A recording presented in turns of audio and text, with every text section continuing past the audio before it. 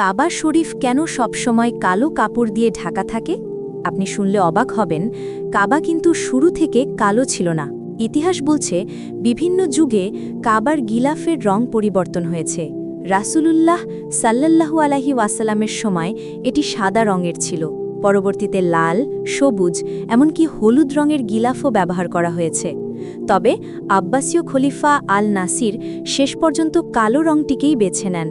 মূলত রোদ, বৃষ্টি এবং ধুলোবালিতে যেন গিলাফ নষ্ট না হয় বা ময়লা না দেখায়, সেজন্যই স্থায়ীভাবে কালো রং নির্ধারণ করা হয়। বর্তমানে খাঁটি রেশম এবং 120 কেজি সোনার সুতো দিয়ে এই গিলাফ তৈরি করা হয়, যা তৈরি করতে খরচ হয় প্রায় 50 কোটি টাকা। এই কালো গিলাফ মুসলিম উম্মার একতা এবং গাম্ভীর্যের প্রতীক। আল্লাহ আমাদের সবাইকে একবার হলেও কাবা ছোঁয়ার তৌফিক দিন। আমিন। ইসলামের এবং অজানা তথ্য জানতে চ্যানেলটি এখনই সাবস্ক্রাইব করুন।